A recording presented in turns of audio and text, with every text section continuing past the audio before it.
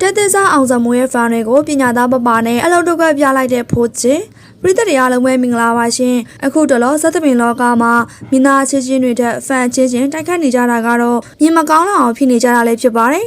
ငါတို့မင်းသားကမိုက်တယ်သူတို့မင်းသားကပုံမလာဘူးစသဖြင့်ပရိသတ်ချင်းချင်းကသူထက်ငါအိုးပြီးတော့ကိုဝေဖန်နေကြတာလည်းဖြစ်ပါတယ်အခုချိန်မှာတော့ဇက်သမင်လောကမှာအောင်စမိုးရဲ့ဆိုပြီးတက်သစားမင်းသားလေးတစ်လက်ကပေါ်ထွက်လာခဲ့တာလည်းဖြစ်ပါတယ်သူရဲ့ပင်ကိုရည်ချင်းဖြစ်တဲ့အကာလာတန်ရုပ်ရည်ကိုသာဝိုင်းပြီးတော့ကြိုက်နေကြတဲ့ဖန်တွေကတသက်ကိုရှိပါတယ်။အောင်စမူရဲ့ဇက်သမင်မာက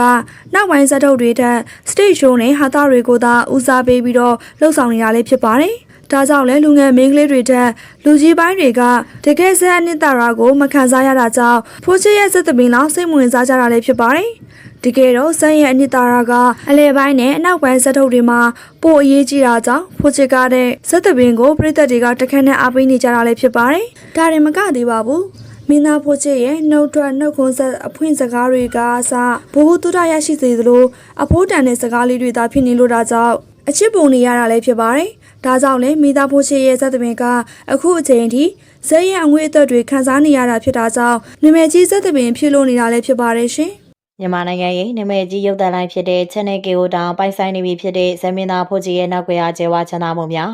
ဇက်သမင်လောကမှာမင်းသားတွေအများကြီးရှိပေမဲ့ရုပ်သံလိုင်းတစ်ခုလုံးကိုပိုင်ဆိုင်ထားတဲ့မင်းသားကတော့သူတယောက်တည်းပဲရှိပါရီဟုတ်ပါရီပရိသတ်တရားသူ့ကိုကပြဖြောပြီးတိုင်းနဲ့ဇမင်းသားဖိုးကြီးအနေနဲ့သိထားကြပေမဲ့တကယ်တမ်းသူ့ရဲ့နောက်ွယ်ကစီးပွားရေးအင်ပါယာကတော့တကယ့်ကိုအမခံပါပဲဒီနေ့မှာတော့တပင်းမင်းသားဘွားကနေမီဒီယာတတိကြီးဖြစ်လာတဲ့ဖိုးချစ်ရဲ့မသိသေးတဲ့အကြောင်းအရာတွေကိုတင်ဆက်ပေးကြပါမယ်။အားလုံးပဲရှင်းပြီးသားဖြစ်တဲ့နာမည်ကြီး Channel K ရုပ်သံလိုင်းဆိုတာဖိုးချစ်ပိုင်ဆိုင်တဲ့လုပ်ငန်းတစ်ခုဖြစ်ပါတယ်။ခင်မီစန်းတဲ့စီစဉ်တွေနဲ့လူကြိုက်များတဲ့ဒီလိုရုပ်သံလိုင်းကြီးတစ်ခုကိုပိုင်ဆိုင်မှုဆိုတာတာမန်ငွေကြေးအင်အားတာမန်ရည်ချင်းနဲ့ဘယ်လိုမှဖြစ်နိုင်ပါဘူး။ဒါပေမဲ့ဖိုးချစ်ကတော့သူ့ရဲ့စီမံခန့်ခွဲမှုစွမ်းရည်နဲ့ဒီကနေ့မှာအောင်မြင်အောင်လှုပ်ဆောင်ပြနိုင်ခဲ့ပါတယ်။ဒါနဲ့မကားသေးပါဘူးဖိုးချစ်ဟာမြန်မာ National League ရဲ့အသင်းတစ်သင်းဖြစ်တဲ့မဟာယူနိုက်တက်ဘောလုံးအသင်းရဲ့ပိုင်ရှင်တူလေးဖြစ်ပါတယ်။ဆက်သပင်းမီဒီယာအားကစားစားတဲ့ကဏ္ဍဆောင်မှာခြေလန်းကျန်းနေတဲ့ဖိုးချစ်ဟာမြေဩစာကုမ္ပဏီပါဝင်အခြားသောစီးပွားရေးလုပ်ငန်းများစွာဟာ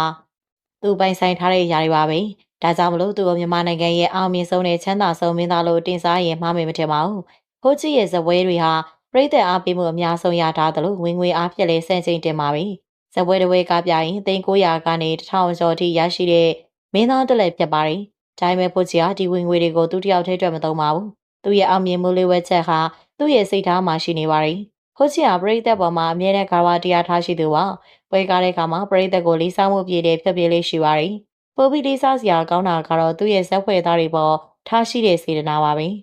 ဇက်သပင်လောကရဲ့အောက်ခြေဝန်ထမ်းတွေနွမ်းပါတဲ့ဖွဲ့သားတွေကိုတတိလိုမနေဘဲနဲ့ကိုယ်တိုင်ထမင်းဟင်းချက်တွေတာအသုံးစေထုတ်ပေးတာတွေကိုလှုပ်ဆောင်လေးရှိပါတယ်အထူးသဖြင့်ကိုဗစ်ကာလတုန်းကဇက်ပွဲတွေအားလုံးရှင်းနာလိုက်ရတဲ့ချိန်မှာဖိုးချစ်ရဲ့ခေါင်းဆောင်မှုကထင်ရှားဆုံးပေါ်လွင်ခဲ့ပါတယ်အလုံးမရှိလို့ငက်ပြေးရမယ့်အခြေအနေမှာဖိုးချစ်ဟာဖွဲ့သားတွေကိုမပြစ်ပယ်ပဲနဲ့သူ့ရဲ့တပင်ချံဝင်းကြီးထဲမှာအားလုံးကိုခေါ်ယူဆောက်ရှောက်ထားခဲ့ပါတယ်။ကုန်ကျစရိတ်တွေများလောသူ့ရဲ့တပင်ချံကြီးကိုရောင်းချရမလို့ခြေနေတွေထိဖြစ်ခဲ့ပေမဲ့သူဟာအဖွဲ့သားတွေကိုထမင်းတနဲ့အငတ်မခံခဲ့ပါဘူး။ဒါပြင်ဖိုးချစ်ရဲ့နောက်တဲ့လေးစားစရာကောင်းတဲ့ချက်ကတော့သူဘလောက်ပဲချမ်းသာအောင်မြင်နေပါစေသူ့ရဲ့မူလပူတာဖြစ်တဲ့ဇက်တပင်ကိုဘယ်တော့မှမမေ့တာပါပဲ။ Channel K လို့ရုပ်သံလိုင်းကိုပိုင်ဆိုင်ထားပေမဲ့မြမရိုးရာကာလာနုပညာတွေကိုမျိုးဆက်တည်စီလက်ဆင့်ကမ်းဖို့အမြဲစူးစမ်းနေတာတွေ့ရပါတယ်။စီဝါရေးသမားကြောင့်အုံနောက်နဲ့နုပညာရှင်တယောက်ရဲ့နှလုံးသားကိုပေါင်းစပ်ထားနိုင်တာက